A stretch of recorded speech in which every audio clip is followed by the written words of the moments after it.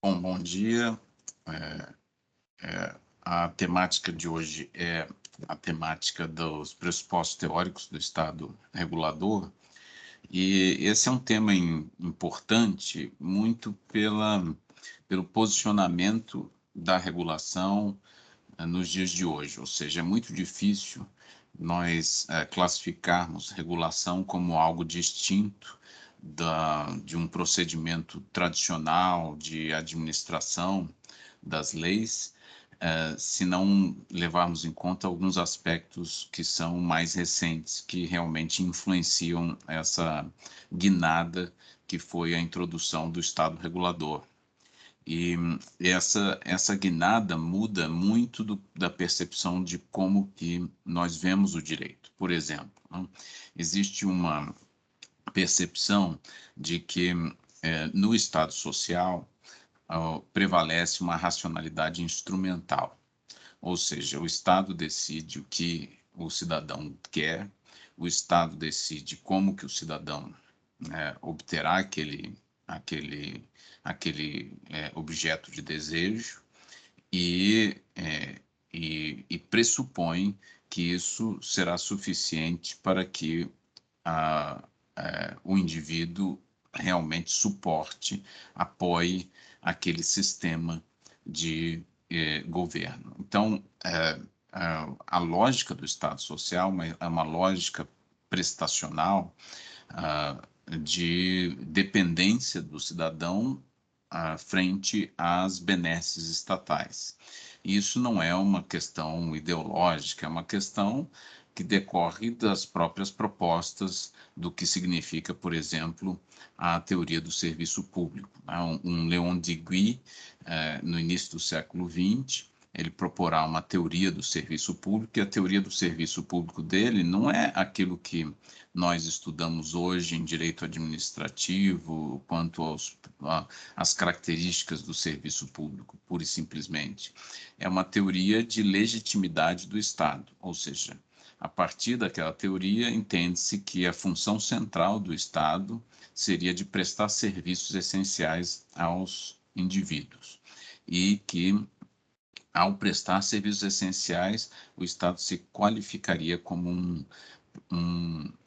legitimado para exercer as suas atividades de poder. Então, é uma teoria de legitimidade do poder, no sentido de se dizer que a função primária, primordial do Estado seria de prestar serviços essenciais e suprir essas exigências materiais dos indivíduos. Com o advento do Estado regulador, essa lógica ela muda de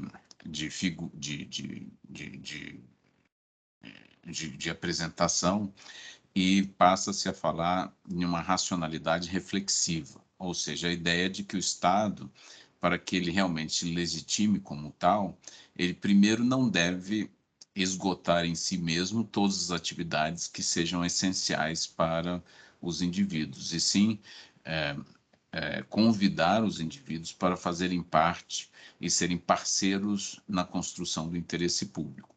Então, enquanto em um Estado, uma lógica de Estado social, há um tradicional antagonismo entre interesse público e interesse privado, na lógica do Estado regulador, há um alinhamento, uma sinergia entre interesse público e interesse privado. E isso se constrói também a partir de uma maior abertura para o exercício de direitos fundamentais, já que os particulares estão autorizados a contribuírem com a construção do interesse público mediante prestação de serviços que antes estavam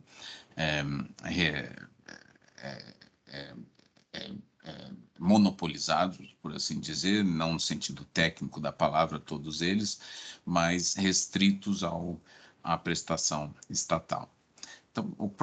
Então, eu apenas pincelei essa questão do Estado social versus Estado regulador para demonstrar que, embora eles tenham semelhanças, né, os dois são estados interventores, né, eles intervêm na atividade econômica, eles intervêm na iniciativa privada, mas intervêm de formas distintas, buscam objetivos distintos, criam, portanto, reposicionam o cidadão, o indivíduo, no esquema de poder. E isso que define o que significa regulação hoje, né? Então, regulação como uma ideia de acompanhamento conjuntural de atividades relevantes que sejam feitas por via normativa e que seja feito por via normativa ou administrativa, isso é insuficiente para qualificar o que significa regulação hoje, porque nós precisamos entender onde que ela se situa, ou seja, quais são os pressupostos teóricos da regulação. Então, vamos iniciando o posicionamento aqui didático sobre a regulação. A primeira questão que importa é saber se a regulação seria uma manifestação de direito público ou de direito privado, se ela estaria submetida a uma relação entre Estado, poder e direito.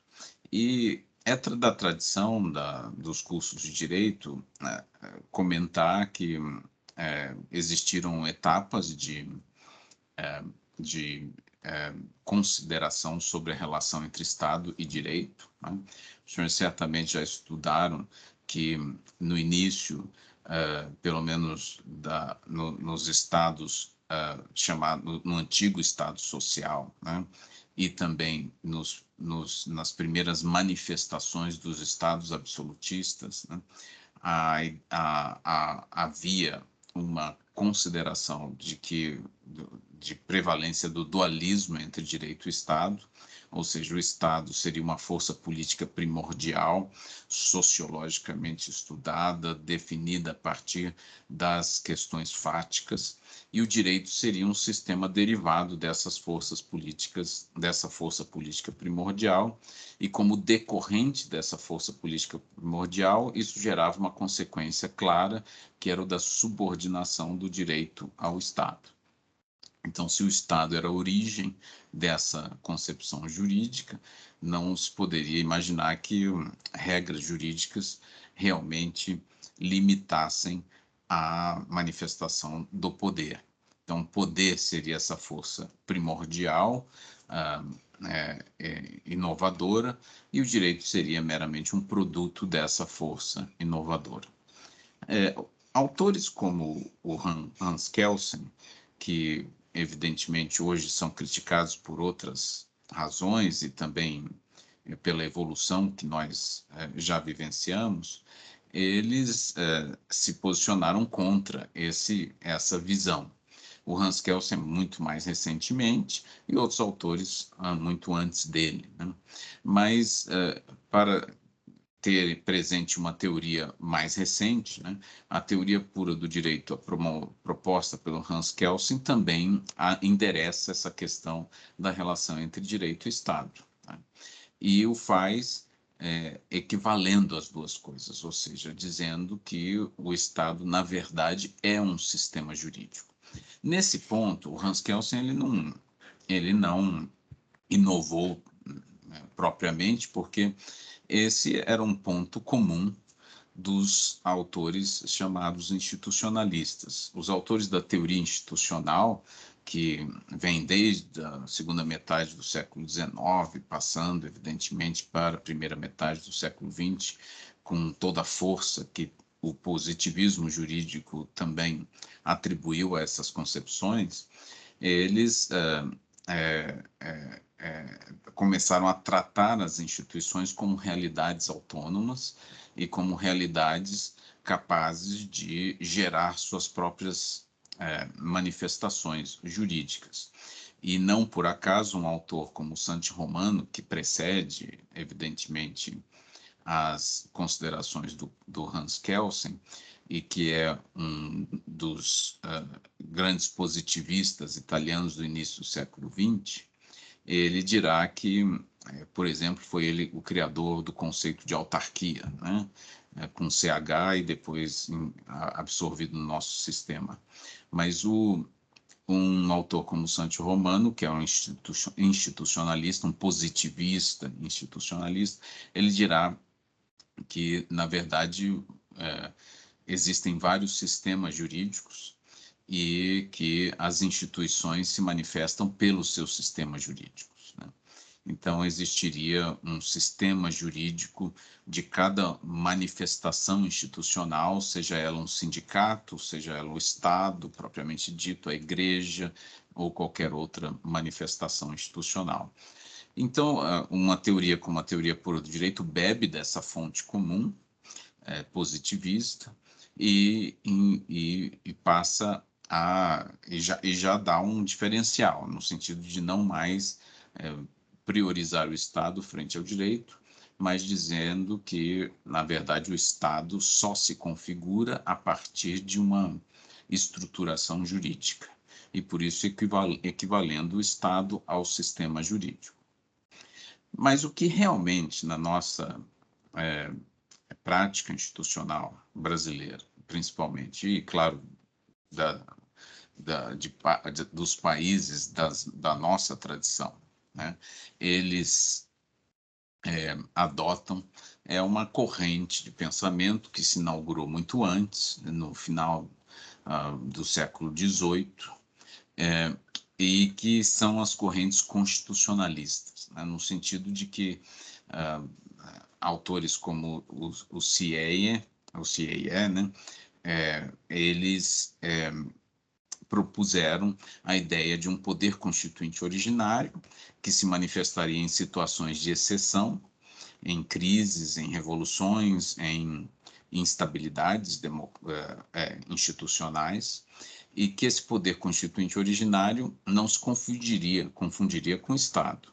Ele seria um poder inato, né, da sociedade quando mobilizada, né? E esse poder constituinte originário é que produziria uma Constituição, que seria, então, a regra maior de convivência estatal, e que o Estado derivaria disso, né? Ele obedeceria a essa Constituição e beberia de toda a sua estrutura, conformação jurídica, manifestação institucional da própria Constituição. E com isso se firmou a ideia de que tudo, né, a relação entre poder e direito, e poder e Estado, seria mediada pela Constituição. Então, se o direito ele passa a mediar tudo, né, se ele passa a mediar essa relação entre poder e Estado, isso evidencia bem por que hoje nós vemos as instituições como manifestações jurídicas, ou seja, como sistemas de normas e não simplesmente como realidades sociológicas capazes de brotar da sociedade sem uma manifestação estruturada jurídica, tá? Bem, se hoje o que prevalece, então, é essa ideia de que o direito ele media a relação entre poder e Estado, a regulação, que é essa forma de acompanhamento conjuntural de uma atividade, de uma realidade, mediante normatização e administração, que responda aos efeitos daquilo que se verifica como produto da própria regulação, ela será, evidentemente, um produto constitucionalmente regrado. Então, ela não é uma manifestação externa a essa relação entre poder, Estado e direito, né? Ela é um produto constitucional dessa relação. O que acontece é que esse produto constitucional ele não é esclarecido com todas as letras na Constituição. A Constituição fala em poder regulamentar, ela evidentemente define a separação de poderes, e ela evidencia aqui ou acolá o significado de tipos regulatórios, mas ela não diz com todas as palavras, né, o que significa regulação. E isso decorre, evidentemente, da necessidade de que nós, enquanto leitores, interpretemos a Constituição, identifiquemos os aspectos regulatórios que surgem da separação de poderes, os aspectos regulatórios que surgem das competências e assim por diante. Isso não é nada fora do que se vê por aí. Nas nossas instituições, o judiciário reconhece isso com frequência e reconhece poderes regulatórios em instituições como agências reguladoras, como perfeitamente factíveis e passíveis de serem justificadas perante a Constituição. Bem, sendo assim, né, a regulação ela será uma manifestação de direito público, e a resposta, né, mais intuitiva a isso é que sim, né, porque se ela significa em grande parte uma normatização e administração conjuntural, isso faz parte das atividades atribuídas ao Estado e disciplinadas por essa disciplina jurídica de direito público, que ela é uma disciplina didática, lembrando sempre que a separação entre direito público e direito privado é uma separação teórica, ela não é uma separação definida por todos os termos em legislação, né? Ela é uma separação que, inclusive, permite que eu trate de uma instituição de direito público com regras de direito privado. Então, uma instituição de direito público, uma das mais tradicionais, contrato de concessão, tem nome de direito privado. O nome contrato é o que caracteriza o direito privado, né?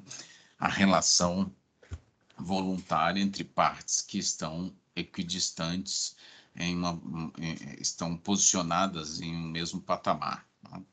Enquanto que o direito público se manifestaria muito mais por uma relação vertical de poder de interferência unilateral de uma esfera jurídica sobre a outra, alterando os atributos jurídicos dessa outra esfera jurídica, independentemente da sua vontade.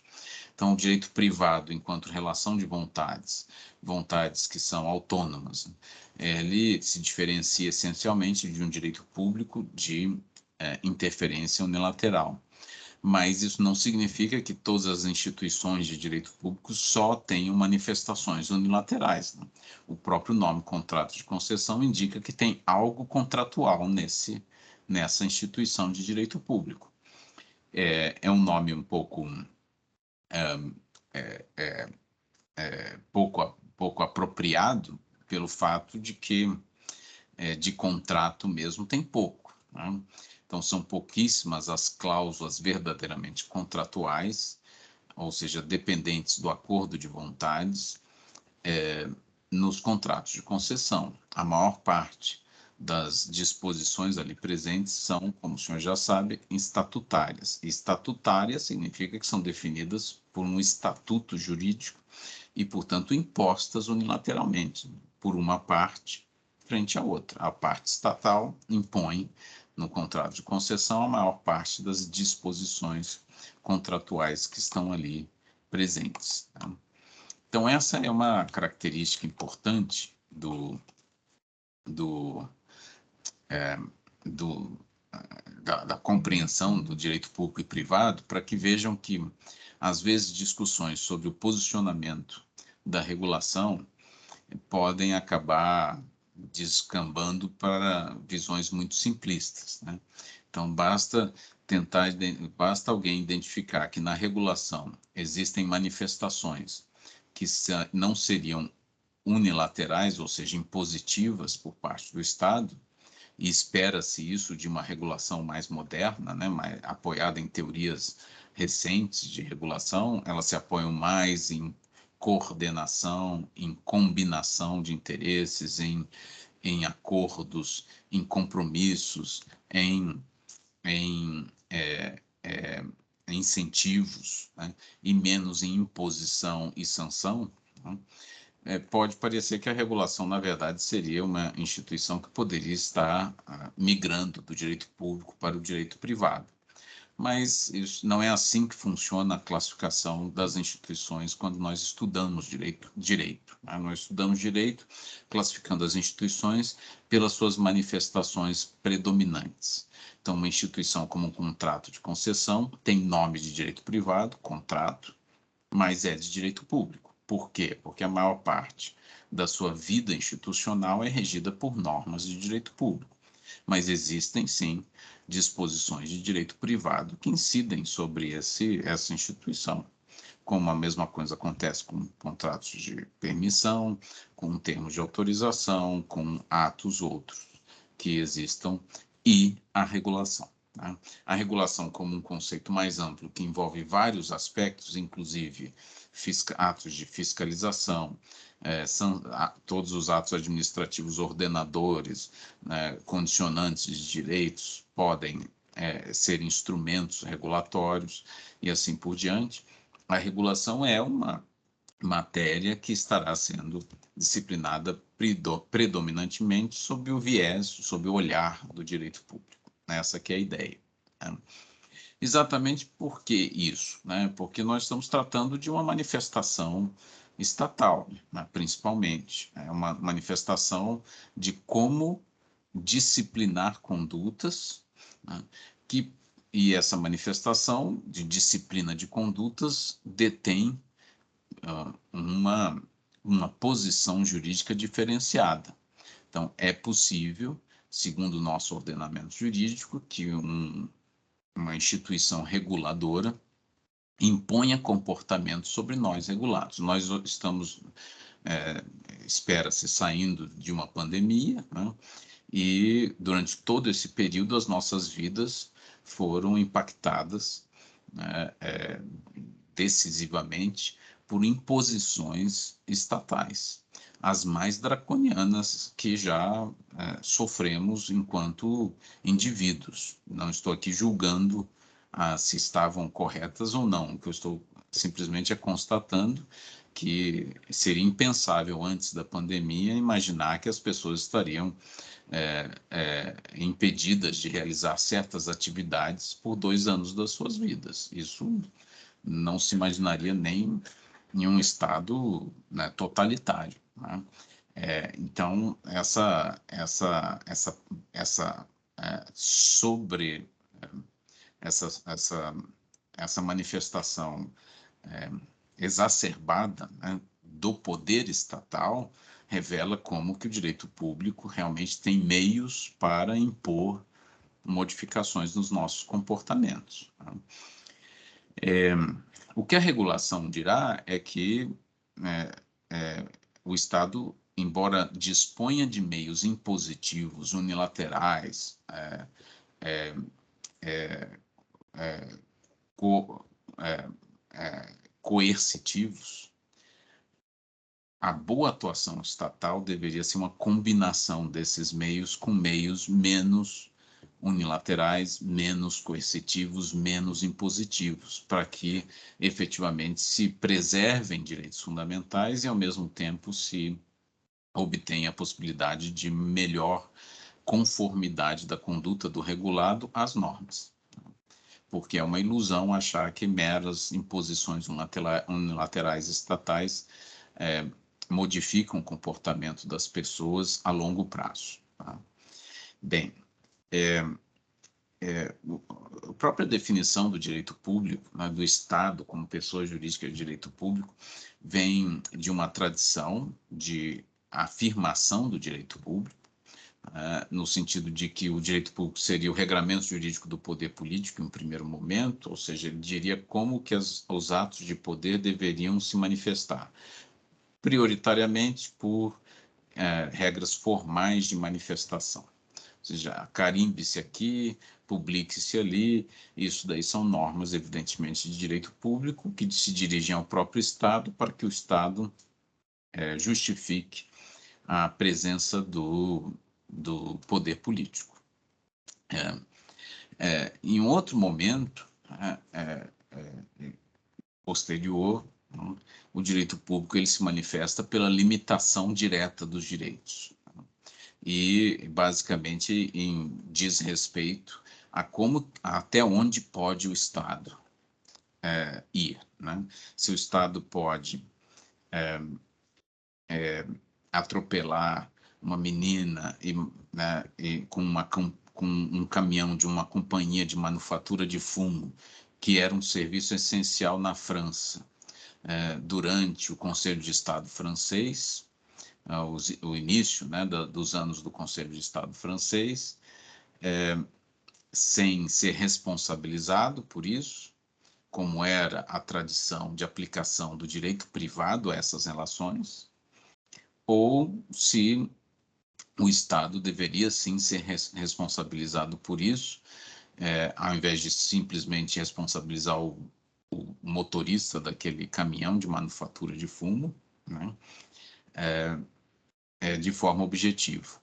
E daí se cria na jurisprudência francesa administrativa a teoria da responsabilidade objetiva, que depois vai sendo absorvida como uma matéria de direito público no nosso ordenamento jurídico e, posteriormente, também transplantada para o direito privado, em certos casos. Então, essa disciplina das limitações dos direitos também é uma disciplina própria da história do direito público. E o fato é que essa estruturação do poder, limitação dos direitos, relações envolvendo o Estado e seus delegatários, né? A ideia de que, em um terceiro momento, o Estado não só disciplina como ele manifesta o seu poder, mas ele também disciplina quais são os limites à manifestação desse poder, garantindo, portanto, direitos públicos subjetivos, no sentido direitos subjetivos públicos, né? Direitos subjetivos oponíveis perante o público, o poder público, tá? E depois, evidentemente, redimensionando esses direitos fundamentais de acordo com as manifestações de direito público. E um terceiro momento, o Estado, então, passa a prestar serviços, prestar utilidades, comodidades individualmente fruíveis pelos particulares, mediante mecanismos mais complexos de retribuição de preços públicos tarifados daqueles serviços, ou mesmo taxas tributárias, e toda a disciplina daquela prestação, inclusive empresas estatais prestando aqueles serviços, né? Ou contratos de concessão, delegando a prestação do serviço enquanto atributo jurídico para a esfera jurídica do particular e mantendo no Estado a titularidade daquele serviço. Isso potencializa muito a manifestação do direito público, né? Se antes o direito público só tratava da estrutura do poder e depois das limitações dessa manifestação estatal frente aos direitos fundamentais, hoje, a partir desse terceiro marco, né, que é basicamente o do Estado social, o Estado passa a desenvolver atividades que são essenciais ao particular, ter uma estrutura empresarial, prestar serviços, contratar terceiros por contratos de concessão e permissão, autorizar o uso de bens públicos pelos particulares.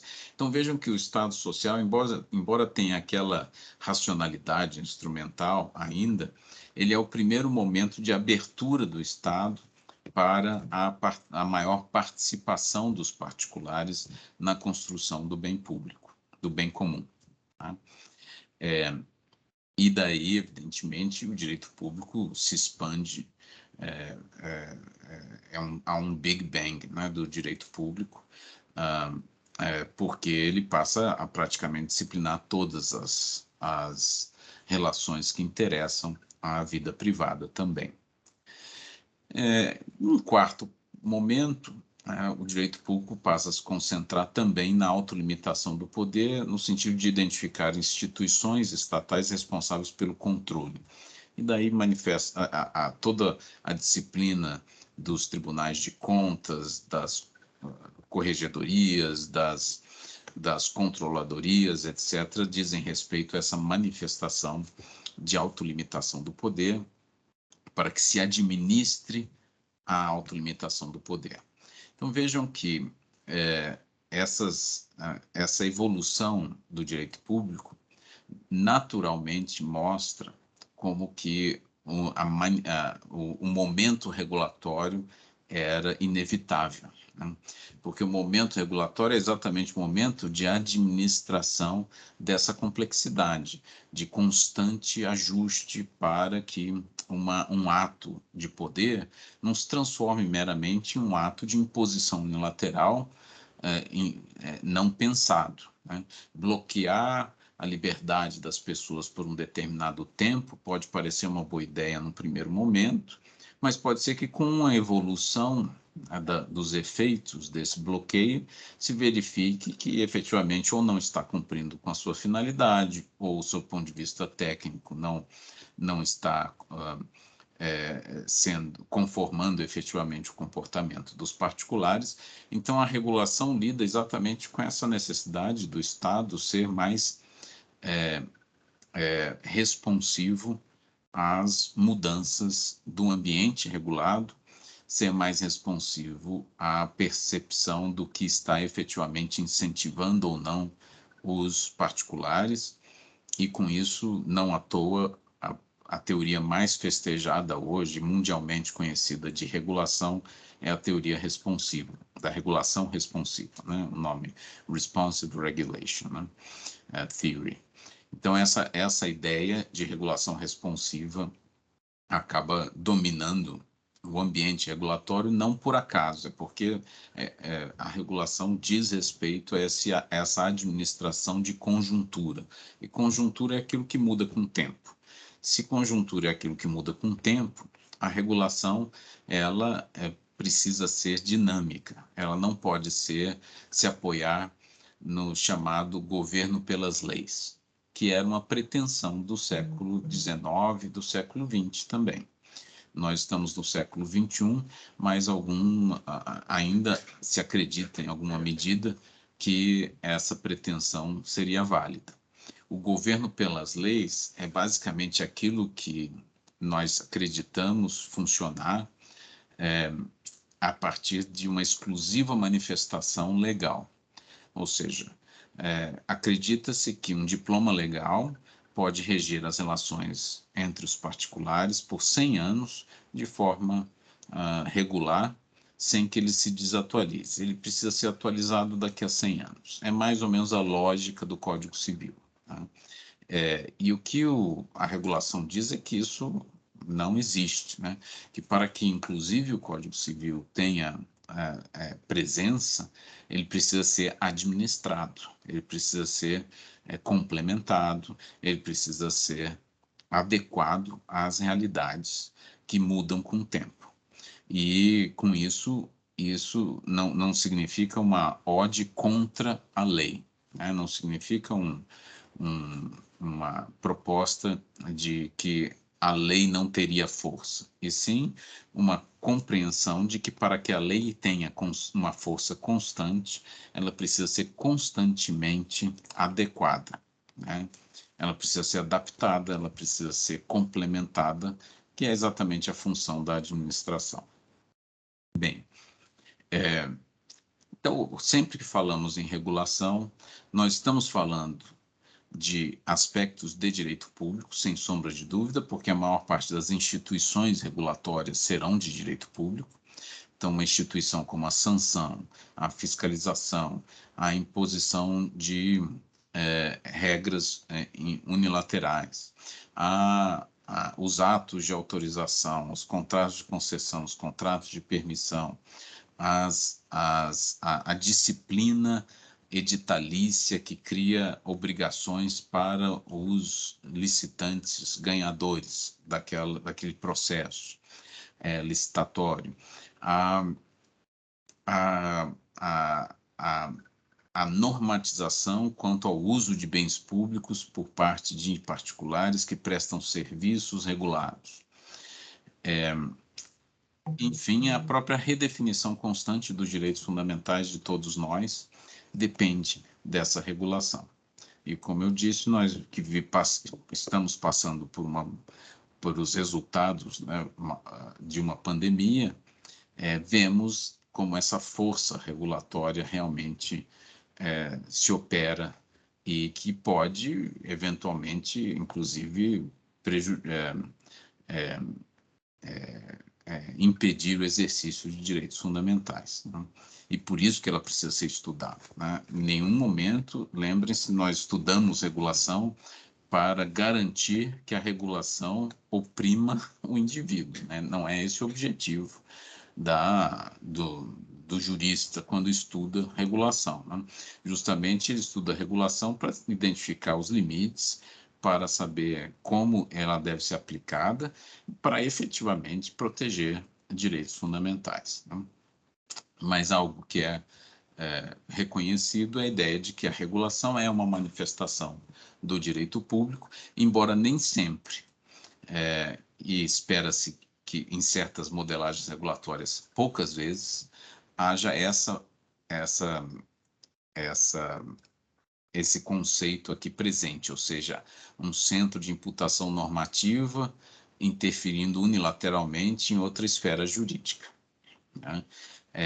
Em vários momentos da regulação, a nova teoria regulatória proporá que grande parte da vida regulatória seja de coordenação, de cooperação e não de imposição unilateral. Mas que essa imposição unilateral é essencial, mesmo essas teorias recentes dizem, ela é, para fins comportamentais. Então, em nenhum momento, teorias regulatórias avançadas dirão, cumbaiá, né? Vamos agora só resolver os problemas sentando numa roda e cantando músicas de amizade. Não, não é por aí, né? Em nenhum momento, nenhuma teoria regulatória recente, moderna, mais evoluída, dirá que o papel do Estado na regulação é de exclusivamente coordenar condutas, combinar condutas, praticar um direito administrativo sancionatório, consensual, pura e simplesmente. A ideia da regulação hoje é que ela combine aspectos impositivos com aspectos cooperativos, né? Ou incentivos, né? Incentivos e imposições. Porque sem essa combinação, os incentivos também não funcionam. Essa é o pressuposto de todas as teorias regulatórias mais recentes. Tá? Bem,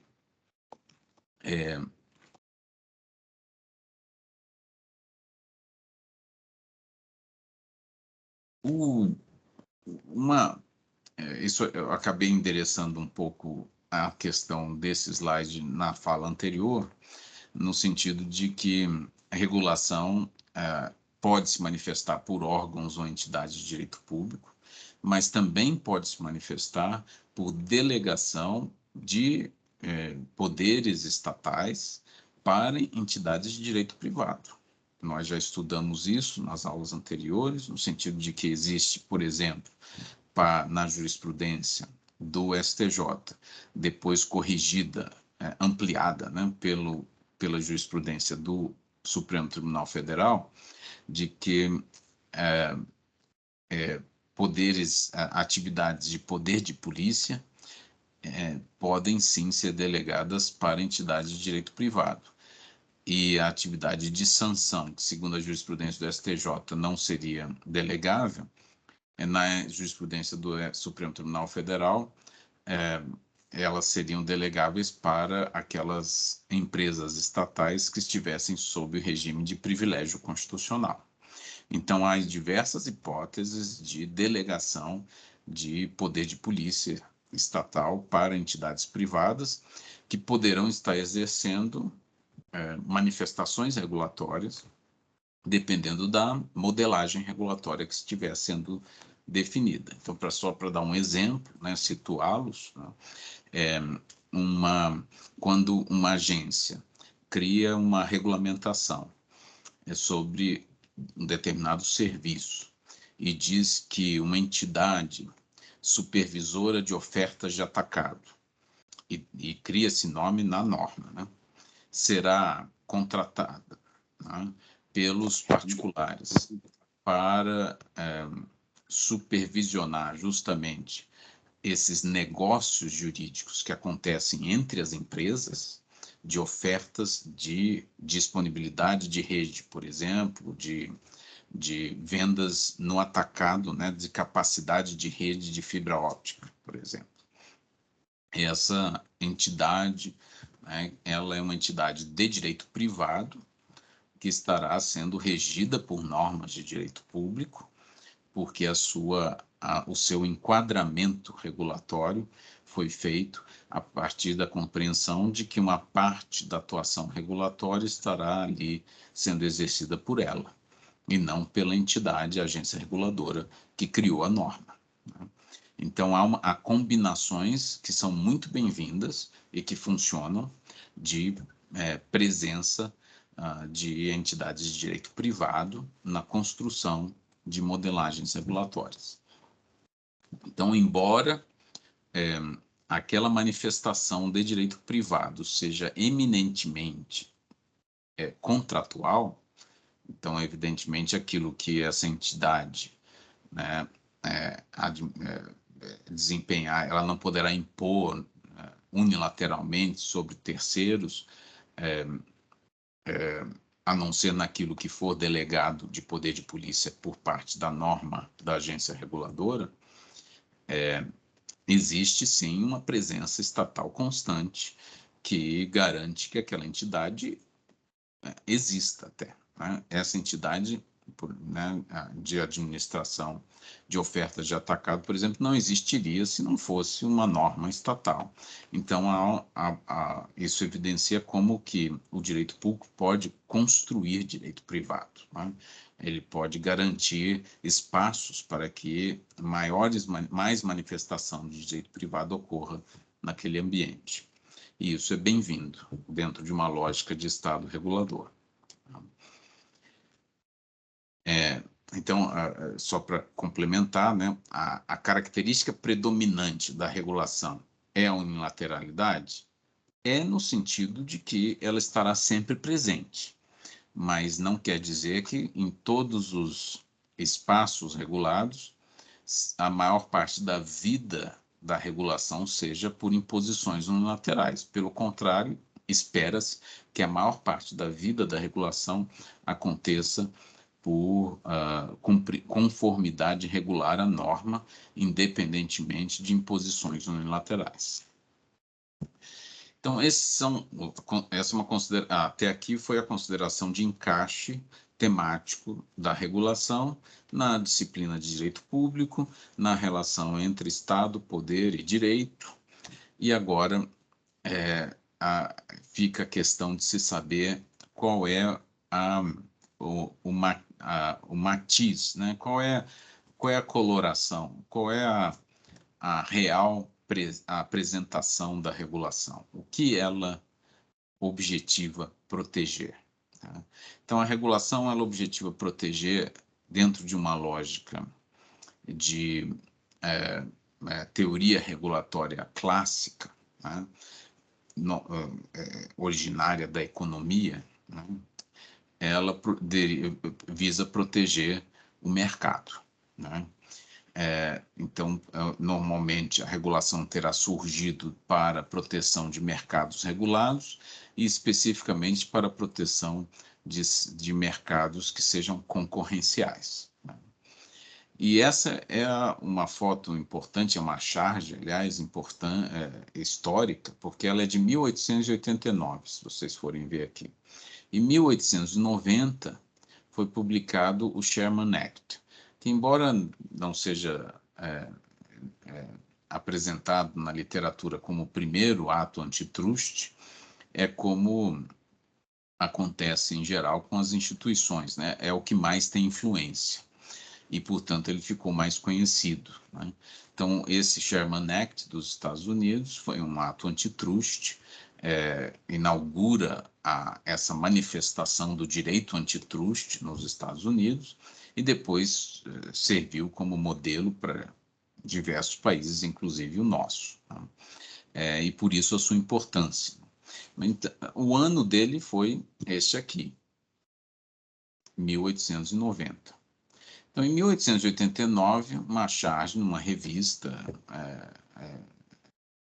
política, né, da época, apresentava o Senado americano com uma porta enorme dos monopolistas aqui, né?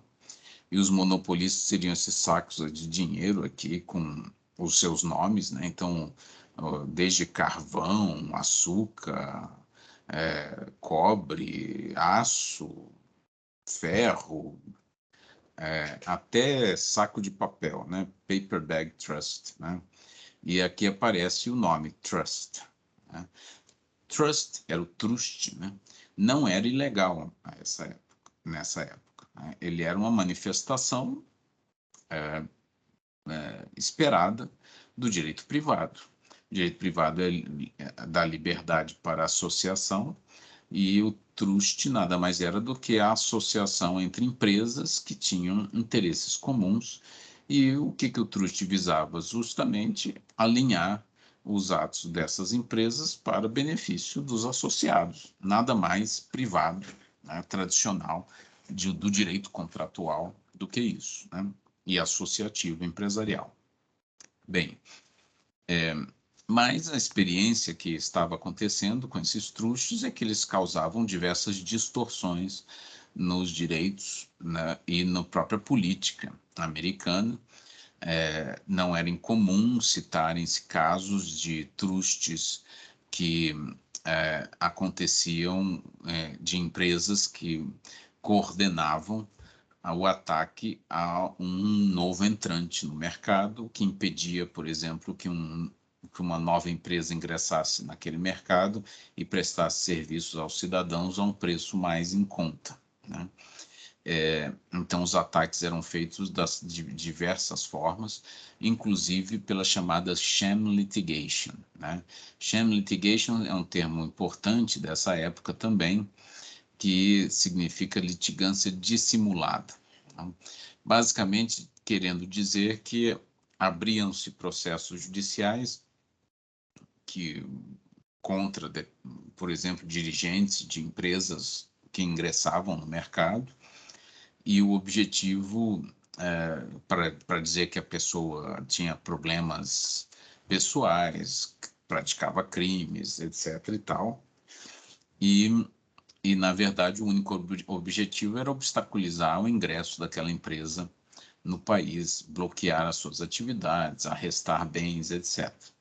E como isso acontecia por via de um trust, o que acontecia é que o trust coordenava atividades de todas as empresas e dava uma ordem, emanava uma recomendação, uma ordem, no sentido de que todas as empresas do trust entrassem com ações em diversos estados da federação contra aquela nova empresa. E com isso quebravam, né, a possibilidade de defesa, né, dessa empresa, e inviabilizavam a sua entrada no mercado. Outra prática que era uma prática monopolista, né, que não necessariamente se manifestava por trustes, né, mas que acontecia, por exemplo, por grandes proprietários de ferrovias e outros meios de transporte, era o uso daquele monopólio para impedir, nesse caso privado, né, para impedir o exercício das liberdades econômicas de outras empresas.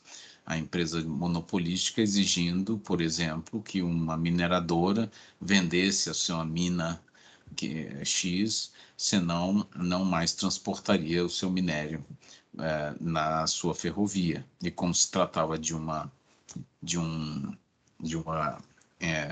negócio privado, a pessoa poderia escolher quem transportaria ou não.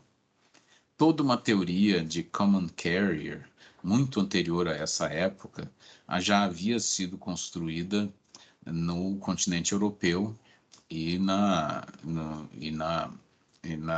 Europa insular também, né?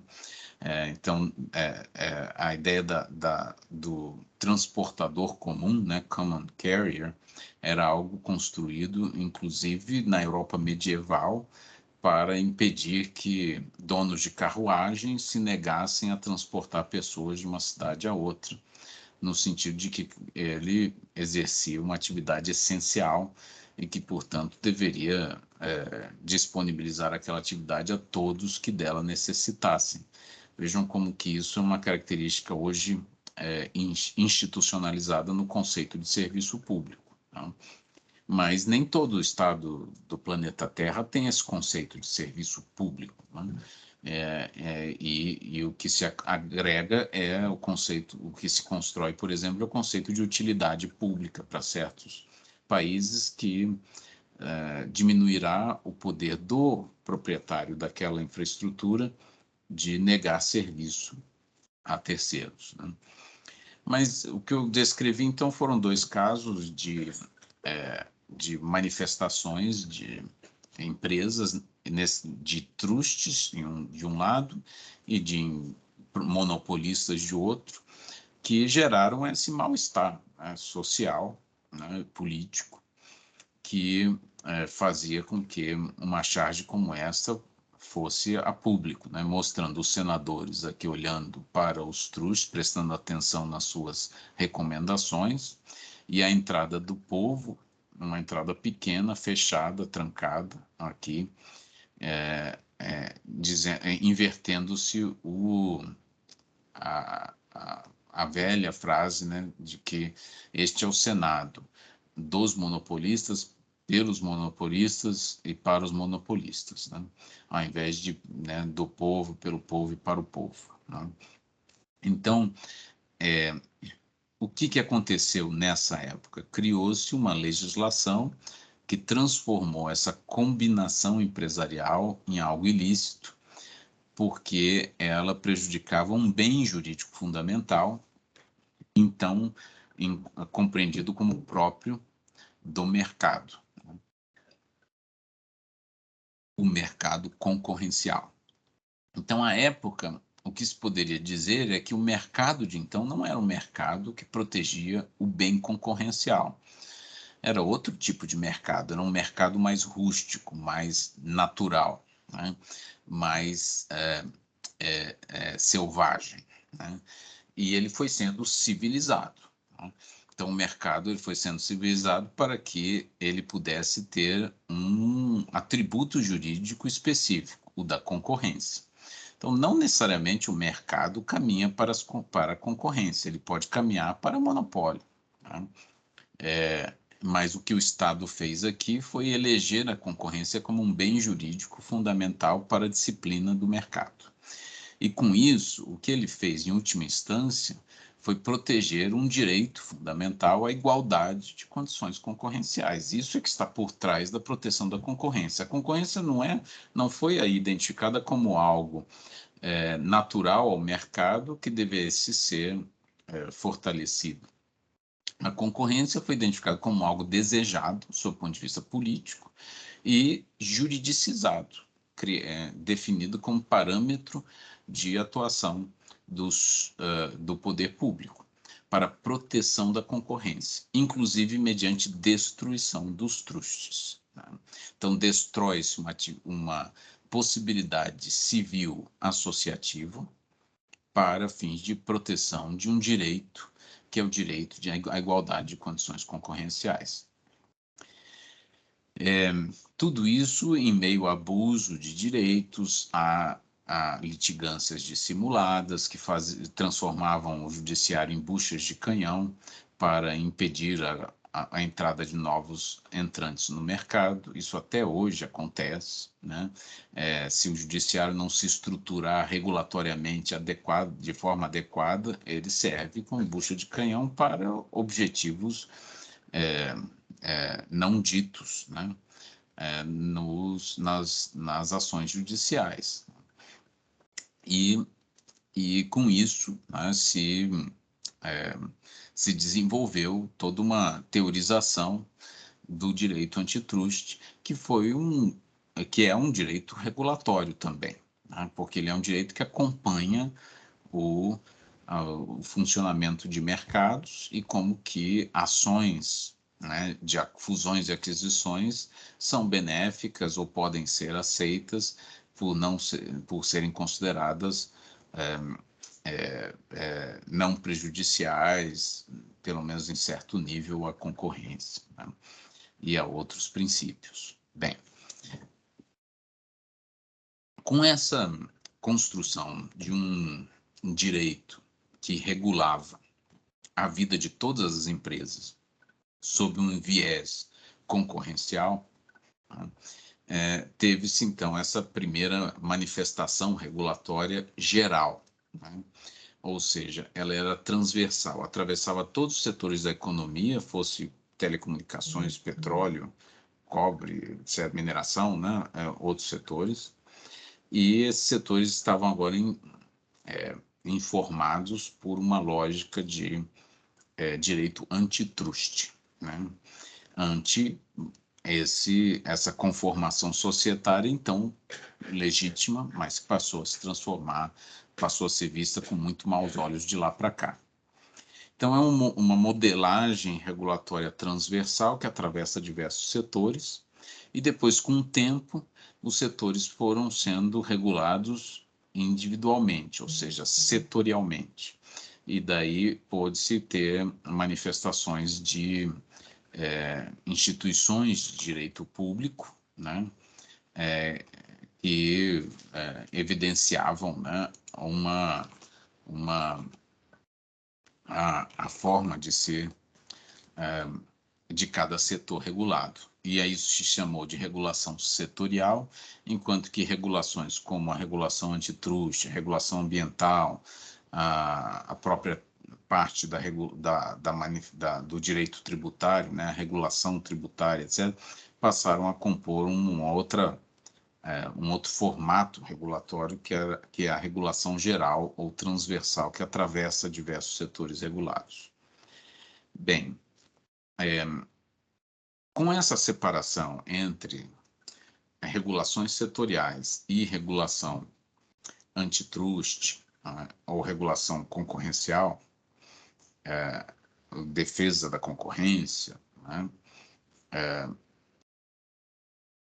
passou-se também a discutir em que nível certos setores estariam, quando regulados diretamente pelas suas agências reguladoras, eximidos das regras de regulação concorrencial.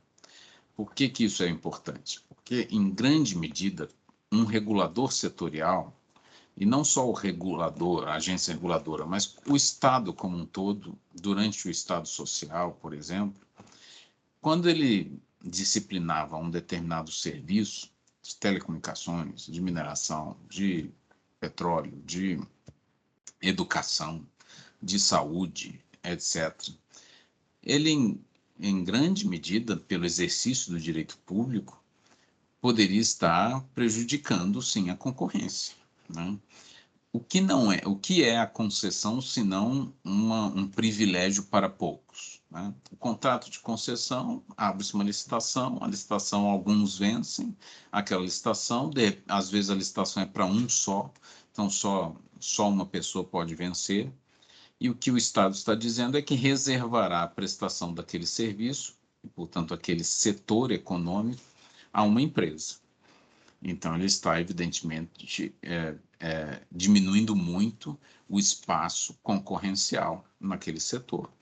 Hoje, né, já passado mais de um século, né, muito mais, né, de um século, nós temos uma visão diferente de qual deve ser o papel do Estado. Não deve ser o de simplesmente reservar a poucas empresas a prestação de um serviço. Se o serviço puder ser prestado por muitas empresas, tanto melhor. Cria-se um ambiente concorrencial dentro do direito público, sob o manto do serviço público.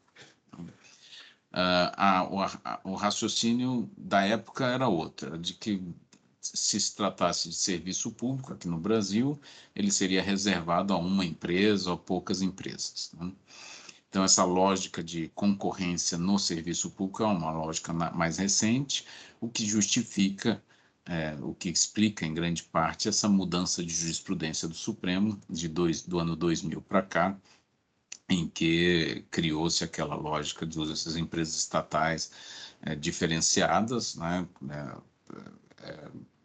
submetidas a regime de direito público, ao regime da fazenda pública, e as demais concorrenciais, né, em regime concorrencial, não submetidas a essa lógica.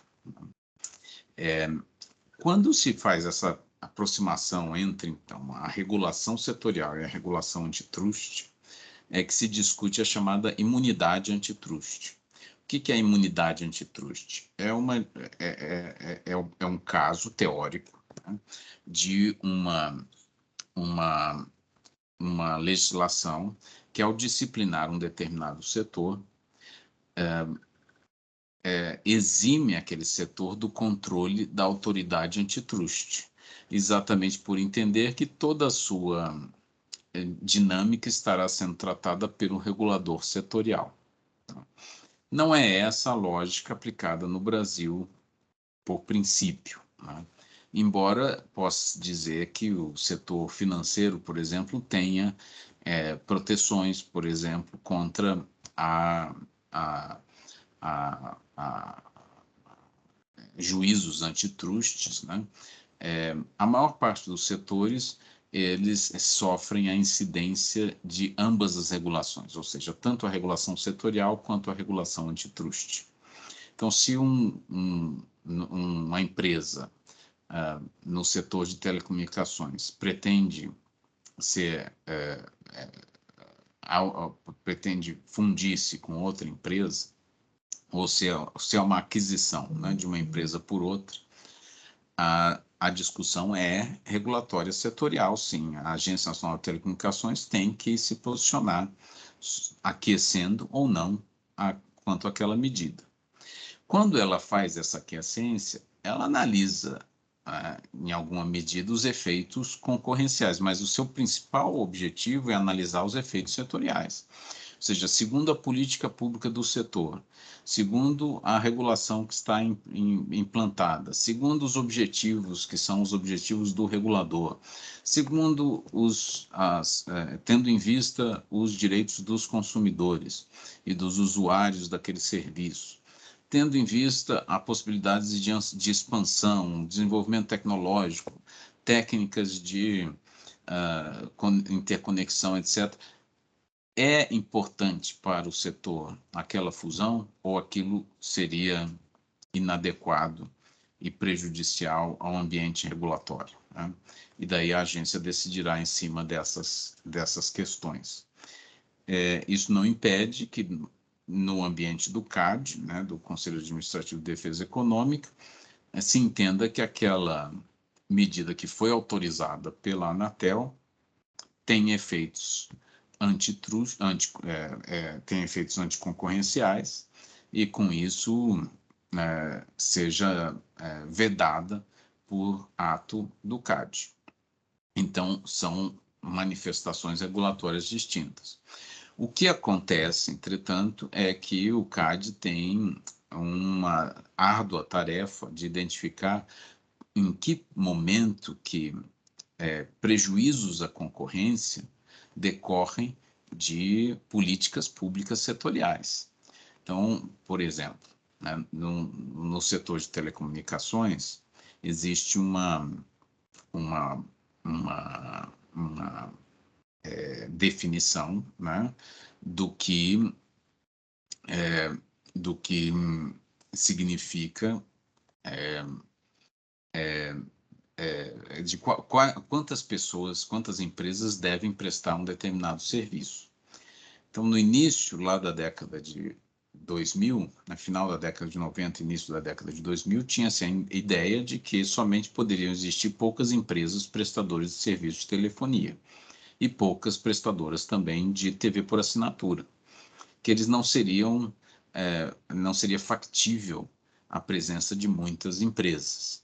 Então, em termos de políticas públicas, isso foi o Estado brasileiro ele foi fatiado e um plano geral de outorgas foi aprovado para dizer que uma empresa atuaria no estado de São Paulo, outra empresa atuaria no centro-sul do país, outra numa parte do Nordeste e a outra na Norte, a maior parte do Norte e Nordeste.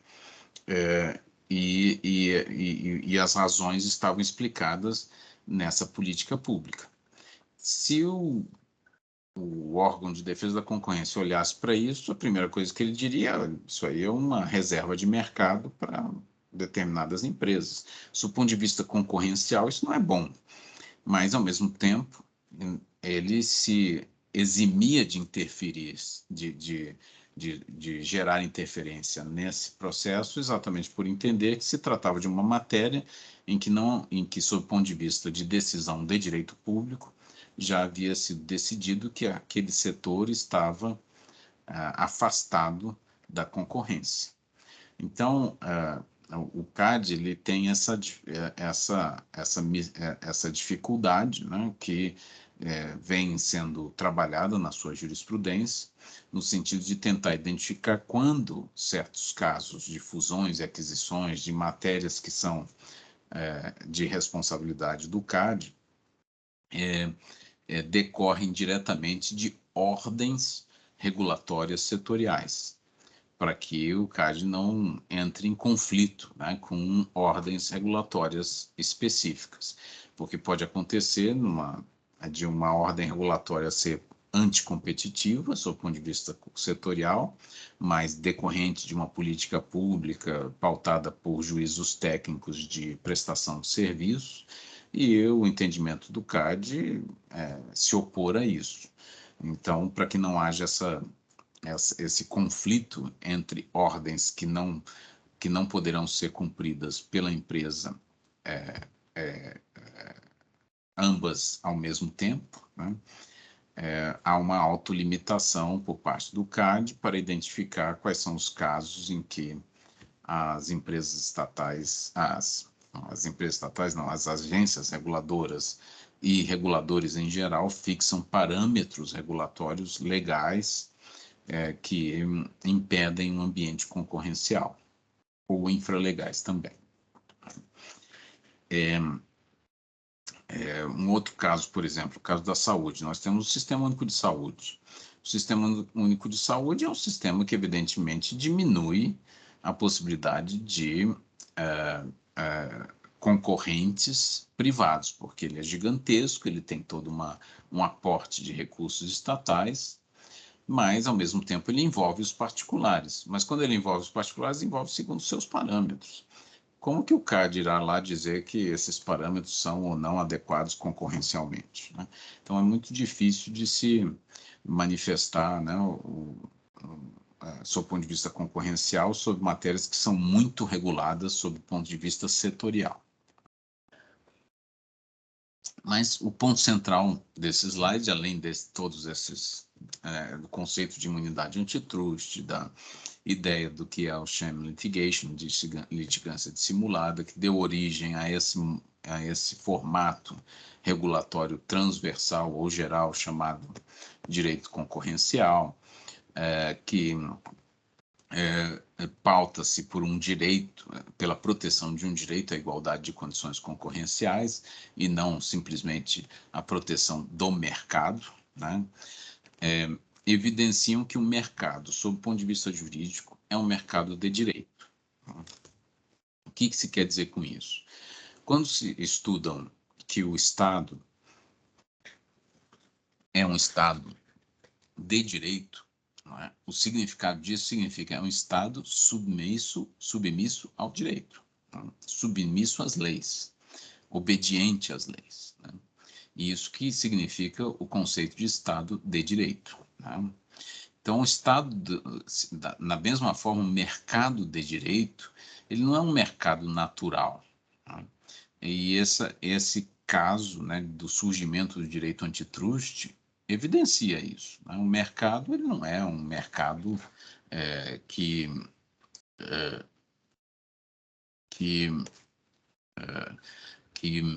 pode ser entendido como um ser institucional com características inatas, né? O mercado é um conceito, sem sombra de dúvida, que varia com o tempo, e que diz respeito a realidades também que variam com o tempo, né? Mas ele não tem, como se pode ver aí dessa história do surgimento do direito concorrencial, inato a ele o conceito de concorrência, né? Mercado, né, pode ter o conceito hoje atualizado para ser um mercado concorrencial, né? Mas o conceito de mercado ele é um conceito variável no tempo, né? Sob o ponto de vista jurídico, o que nos interessa é entender que esse conceito vai sendo adaptado e podado, né, pelo direito. Então, o direito bloqueou o mercado dos trusts, né, desde essa época e depois em outros países, né, quando foram sendo introduzidos os controles antitruste. Mas o mercado de direito é um mercado diferente daquele mercado natural que brota em uma sociedade, né?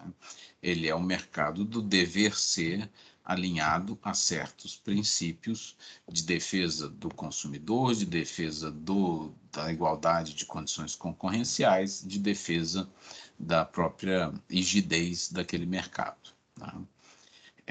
E por isso se fala que o que a regulação protege, né? Ela protege o mercado de direitos, sem sombra de dúvida, né? A regulação concorrencial protegerá a igualdade de condições concorrenciais. A regulação setorial de um determinado da saúde terá por finalidade precípua a proteção da igualdade de condições concorrenciais, né? Ninguém em sã consciência dirá isso, né? De forma alguma, pelo menos não, se quem for consultado forem os atores que efetivamente desempenham reformas sanitárias, né, em todos os países. O principal objetivo de uma regulação sanitária, né, ou de saúde, né, é a saúde em si, é o bem fundamental, é um direito também fundamental, que é o direito à saúde, que não só é um direito individual, coletivo, difuso, como é uma atividade de relevância pública, conforme escrito na Constituição, tá? Então, ela tem o caráter jurídico dessa atividade é que está sendo protegido pela regulação, né? Então, regula-se na saúde, principalmente, mas não somente, para a proteção do bem jurídico fundamental da saúde, né? Como na educação é a educação, como nas demais atividades é a atividade em si. Claro que a igualdade de condições concorrenciais pode ser um elemento importante naquele setor regulado, né? Ou pode ser menos importante, né? Certamente, numa época em que existiam as empresas estatais, a igualdade de condições concorrenciais de um setor como o de telecomunicações era de nenhuma importância, né? Para não se dizer que não existia nenhuma importância à concorrência, criou-se na época da Telebrás uma certa concorrência interempresarial, né, para fins de fomentar boas práticas entre as empresas estaduais, né, que abarcavam estados da federação da Telebrás, né, filiadas à Telebrás, né? Mas concorrência mesmo não era um objetivo de política pública, não era um objetivo setorial, e muito menos era o objetivo da regulação daquela época, né? Hoje, pode-se dizer claramente que nas telecomunicações a igualdade de condições concorrenciais é importante, sim, mas nunca será o principal objetivo da regulação, né? Então, o principal objetivo da regulação de telecomunicações não é simplesmente proteger o mercado de telecomunicações, né? É justamente proteger o bem jurídico fundamental das telecomunicações com todas as suas utilidades, principalmente os seus efeitos sobre os direitos dos usuários dos serviços de telecomunicações. Então, é importante deixar bem claro aqui que quando eu digo nessa fala, né, que o objetivo da regulação no que diz respeito à proteção da concorrência não é simplesmente a proteção do mercado, mas sim de um mercado de direito classificado como um mercado concorrencial e, portanto, a proteção de um direito à igualdade de condições concorrenciais, né? Já que o CAD pode, por exemplo, autorizar um monopólio, desde que ele não seja, né, obtido por vias ilícitas, né? Mas desde que ele esteja protegendo a igualdade de condições concorrenciais, né? Isso não significa que a regulação se resume à proteção do direito à igualdade de condições concorrenciais. A regulação concorrencial tem, evidentemente, a igualdade de condições concorrenciais como um bem jurídico fundamental. Outras regulações, que são regulações setoriais, terão outros bens jurídicos fundamentais. Regulação de vinhos finos, né, tem por objetivo a igualdade de condições concorrenciais? Olha, em certa medida, sim, mas é periférico. Até porque a maior parte da regulação de vinhos finos é para justamente impedir que qualquer pessoa produza um vinho e dê o nome àquele vinho sem estar associado e respeitando as regras das associações correspondentes de regionalização, de nomes de marcas, etc. e tal. Então, em grande medida, a regulação é uma diminuição da possibilidade concorrencial para um fim, para um objetivo maior de proteção de um mercado, de valorização dos produtos, de enriquecimento, né, do país, né, e melhoria da qualidade daqueles produtos e assim por diante. Então, não tenho nenhuma ilusão de que, embora isso apareça em diversos livros, no sentido de que a regulação busca a proteção do mercado, que não é esse o único objetivo da regulação, né? Então, não é esse, embora a igualdade de condições concorrenciais ou a proteção do mercado possa ser fundamental para certos tipos de regulação, para outros tipos ela será periférica ou até inexistente. Tá? Bem,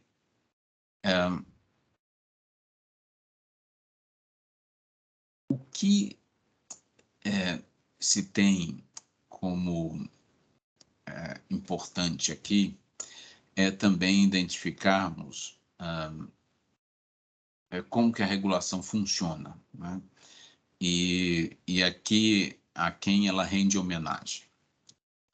E o meu esforço aqui é identificar o papel do direito na regulação. Claro que a regulação é um fenômeno, né, amplo que pode ser estudado do seu ponto de vista econômico, do seu ponto de vista comportamental, sociológico, do seu ponto de vista antropológico, do seu ponto de vista político, sob diversos pontos de vista. E a nossa análise aqui é do seu ponto de vista jurídico. Tá? Então, qual é a influência que o direito tem sobre a regulação? E eu trago um caso de um estudo que foi feito já há algum tempo, em 2009, publicado na revista da Agência Reguladora Americana, por um economista. Então, nada mais isento, não é um jurista tentando defender a sua área. E ele está tentando justificar se a regulação do acesso funciona. Regulação do acesso é basicamente dizer o seguinte: tem uma empresa com uma infraestrutura, proprietária de uma infraestrutura de rede, e o Estado deseja dar mais utilidade a essa infraestrutura de rede e obriga essa empresa a vender a parte da sua infraestrutura que não estiver sendo a parte ociosa daquela rede, para terceiros, inclusive concorrentes dela. Então, algo que ela não faria de forma voluntária, né, em princípio. E a questão é saber se essa regulação de acesso a essa rede realmente funciona ou não. Tá? E um conceito que é importante para indústrias de rede é o de compartilhamento de infraestrutura. Então, por exemplo, existem vários conceitos em indústria de rede. Um conceito nas telecomunicações é o de interconexão, que também serve para outras indústrias de rede, né, de transportes, etc. Mas a interconexão é uma obrigação imposta aos regulados, que determina que os regulados serão obrigados, né, a impor a se interconectar entre si, e com isso eles estão vedados de isolarem os seus usuários somente dentro das suas redes. Tá? Então, a obrigação de interconexão é a obrigação de uma empresa se conectar com a outra. Então, quando eu faço uma ligação, essa minha ligação pode passar pela rede do meu operador e ingressar na rede do operador concorrente e chegar ao usuário daquele operador concorrente. E por isso, para o usuário, parece que é uma rede só, mas ela é uma rede só porque existe uma obrigação de interconexão entre as empresas, obrigando a propriedade privada dessas empresas a se conectarem, que são essas redes de telecomunicações. Bem, o compartilhamento de infraestrutura é algo diferente. A empresa tem uma infraestrutura, instalou um cabo de fibra óptica, por exemplo, entre duas cidades, e ela usa só 50% desse cabo de fibra óptica, não tem previsão de utilização de mais espaço, ou pelo menos de toda a capacidade daquela rede, em tempo razoável. E o Estado vem e obriga o compartilhamento dessa infraestrutura. Diz que essa empresa que construiu aquela infraestrutura terá que facultar, alugar, né? Não é de forma gratuita, né? Mas alugar a preço de mercado aquele espaço ocioso para a sua concorrente. Né? E o que ele está dizendo aqui? Por que a obrigação de compartilhamento de infraestrutura funciona na França, na Alemanha, no Japão, em vários países, mas não funciona nos Estados Unidos? E essa é a resposta dele. Francamente, eu não tenho a menor ideia. Vejam que um artigo científico pode ser honesto, sim, não há nenhum problema com isso. Né? Aliás, é esperado. Né? Então, francamente, não tenho a menor ideia, mas a minha hipótese atual é que em outros países, quando o governo diz para eles fazerem algo, para os regulados, né, fazerem algo, você faz isso e faz isso rapidamente.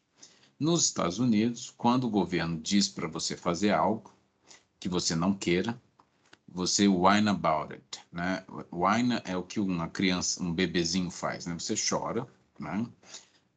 Aquele gemido, né?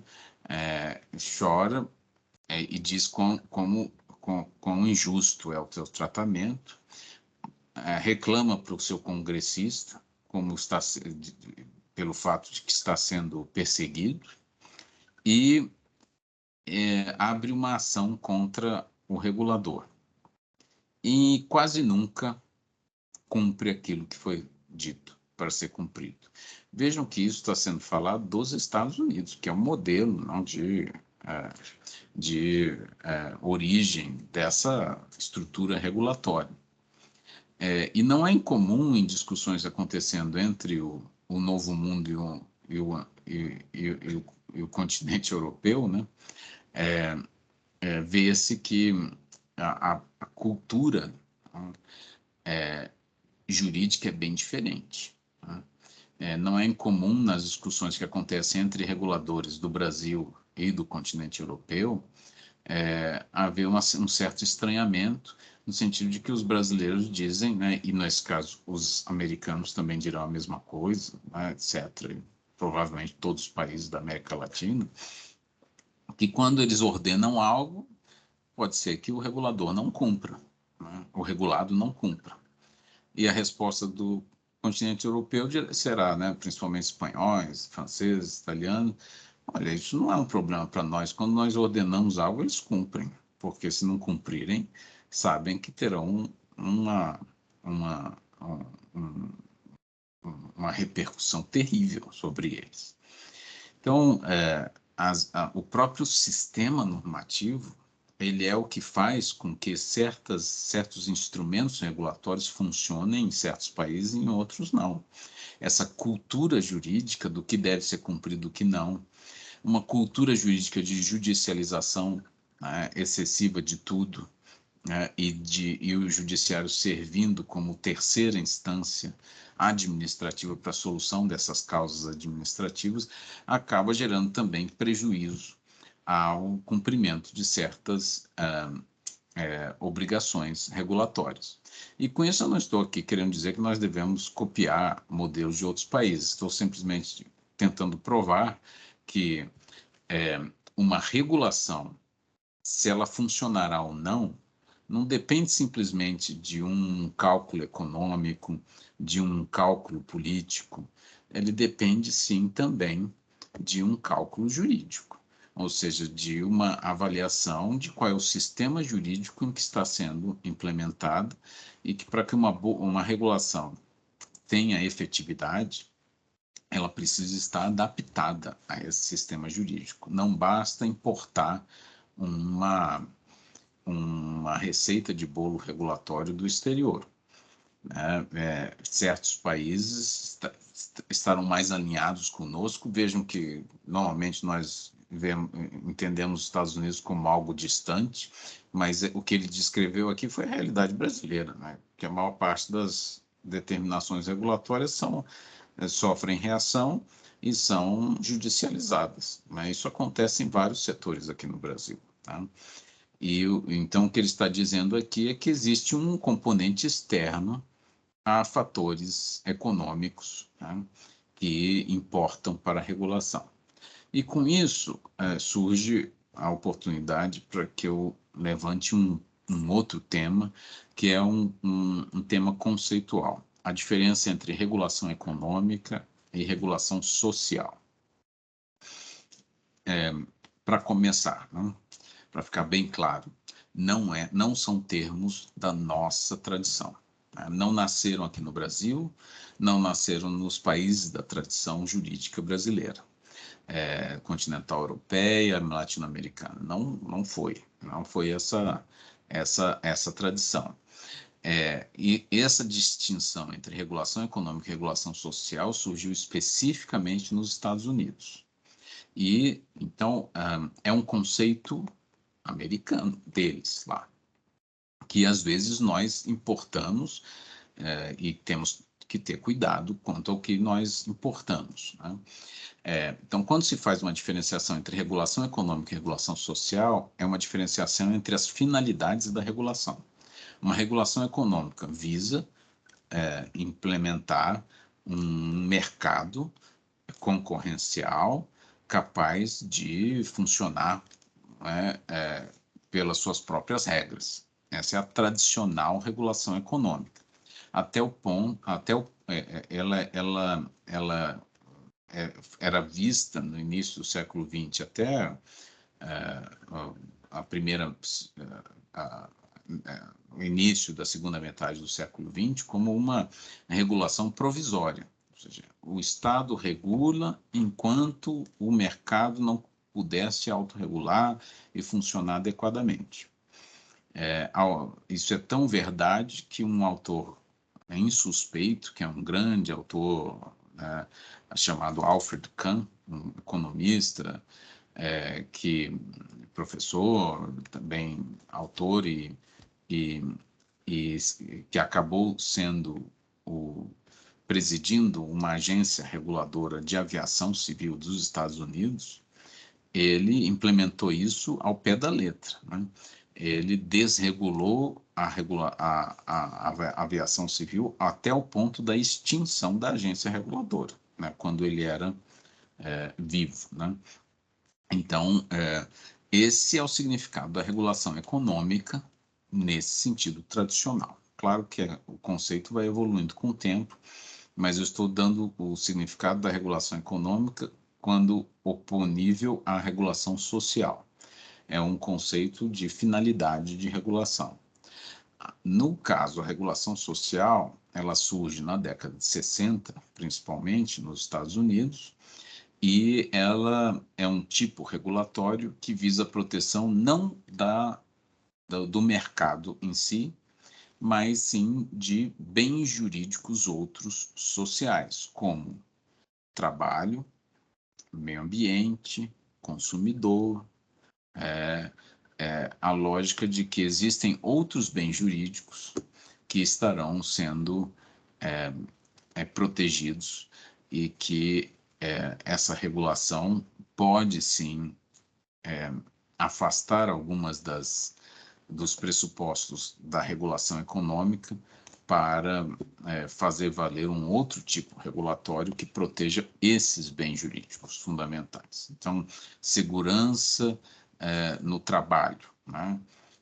É uma medida que passa a ser regulada de forma específica. No Brasil, o direito do trabalho é em grande medida regulatório, né? Desde seu surgimento, né? Se vocês forem ver a quantidade de normas que o Ministério do Trabalho publica, são normas que complementam a legislação trabalhista, né? E elas é que darão efetivamente o significado dos direitos trabalhistas, né? O que uma justiça do trabalho faz, em alguma medida, não sempre, claro, a maior parte da sua atividade é judicante, mas existe uma atividade administrativa muito importante, que é das convenções coletivas de trabalho. Ali não é jurisdição, né? Até porque seria estranho eles firmarem uma convenção coletiva de trabalho e depois julgarem o julgamento, né, um julgamento. Não é isso que estão fazendo, né? A convenção coletiva de trabalho é uma atividade administrativa de tribunal. E o TST, quando acompanha e aprova essas convenções coletivas de trabalho, não está praticando jurisdição, né? Não está julgando nada. Ele está simplesmente, não, ele está em grande medida exercendo uma outra grande atividade estatal, que é a administração das leis e criando regras para a relação entre os particulares, que depois ele mesmo, né, o tribunal julgará, mas isso é um outro problema, né? Então, a, a ideia de que existe uma regulação social no Brasil há muito mais tempo do que essa tradição americana da separação entre regulação econômica e regulação social é uma verdade, né? E é evidente, né? Pelo menos em certos ambientes, como previdência, trabalho, né? São ambientes de uma regulação social, né, mais presente, né, no ambiente, na história brasileira, né? E se beneficiariam muito de inteligência regulatória, de modelagem regulatória, para que essa regulação fosse efetivamente bem implementada, né? Um outro ponto que é importante que surge desse slide é o de que, quando nós analisamos setores regulados, às vezes temos alguns preconceitos, né? Então, se nós formos mais formados por uma lógica de mercado, concorrencial, de ampliação de mercados, nós vamos ter uma posição. Se nós formos formados mais, sob o ponto de vista técnico, do que é possível naquele setor, teremos outra posição. E isso é algo que pode ser evidenciado, por exemplo, em infraestruturas essenciais. Na história da regulação, do século retrasado até o presente, né, houve momentos em que certos setores foram compreendidos como monopólios naturais. um conceito eminentemente econômico, né? No sentido de que certas, por exemplo, infraestruturas seriam inviáveis de serem reproduzidas. Então, uma infraestrutura de trilhos ferroviários, entende-se que o custo econômico de construir um outro trilho em paralelo é muito alto e acaba inviabilizando economicamente o uso daquele meio de transporte. Então, o que se faz, né? A mesma coisa, uma infraestrutura de rede de telecomunicações, etc. Elas eram entendidas como monopólios naturais, mas com a evolução econômica e da tecnologia, não é incomum chegarem nas nossas residências, chegar na nossa mais de um operador, com redes distintas. No entanto, é difícil. Existem certos, até aqui em Brasília, né, existem quadras, que são quadras comerciais nas zonas mais valiosas da cidade, em que só chega uma operadora, e que a outra operadora diz para os habitantes daquele prédio que, olha, eu posso chegar aí, mas se você conseguir arrumar uns 4 ou 5 amigos, né, do prédio que contratem, porque eu não é economicamente viável que eu passe a fiação até aí, no seu prédio. Então, é uma questão econômica, claro, que gera impactos no direito do usuário, nesse caso, usuário e consumidor, né? E como é que se resolve isso? Tem que se ter uma regulação mais inteligente, né? Não basta ser uma regulação de que abaixe o preço aí do produto, aí ele abaixa a qualidade junto, né? Aí eleve a qualidade, não eleva, recebe multa, judicializa, nunca paga. Então, o resultado de ordens simplistas é também simplista, né? Nunca é um bom resultado. Então, a inteligência regulatória é no sentido de tentar evidenciar como resolver o problema. E uma das formas é isso, compartilhamento de infraestrutura. Uma das operadoras chegou lá, mas é obrigada a compartilhar a infraestrutura. Pode ser que isso não resolva o problema, porque pode ser que a infraestrutura dela já esteja comprometida. Tá? Elevado o comprometimento. Então, compartilha-se a infraestrutura do atacado, das redes de distribuição e as redes, né, de última milha, deixa-se as empresas concorrerem, né? E isso é um ponto que importa para a discussão regulatória, ou seja, tentar também acompanhar a evolução de um setor para saber quando que uma infraestrutura de redes que era considerada monopólio natural deixa de ser, e que pode sim se incentivar a construção de outras redes ou obrigar-se o compartilhamento. Por que isso tem que ser decidido de forma técnica? Porque, por exemplo, aconteceu na Argentina, né? Os argentinos implementaram uma ordem genérica de que as empresas de telecomunicações construíssem redes paralelas, né? Desculpe, implementassem compartilhamento de infraestrutura plena, né? Então, uma empresa construía infraestrutura e era obrigada a dividir essa infraestrutura com as demais. Isso gerou um desincentivo ao investimento, de forma que, com o tempo, a Argentina ficou sem infraestrutura de rede. E isso gerou um problema sério em termos de qualidade do serviço, etc. Então, optar por um ou por outro, não existe um ou outro melhor. Existe um ou outro melhor de acordo com um determinado momento e dependendo da análise específica que for sendo feita pelo regulador.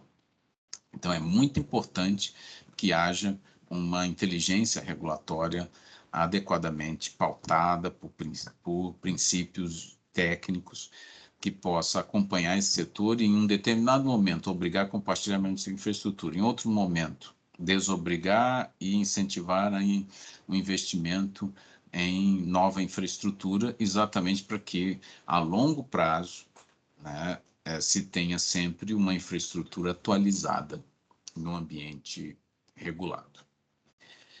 Muito bem, com isso eu encerro essa parte de hoje, para entrarmos, a partir da próxima aula, na temática do que se protege com a regulação, já adiantando que são, a meu ver, os direitos fundamentais, e essa deveria ser a visão do jurista, né? E os casos que evidenciam esse tipo de proteção, do que se espera da regulação e quais os efeitos que ela gera no dia a dia e na atuação privada, né?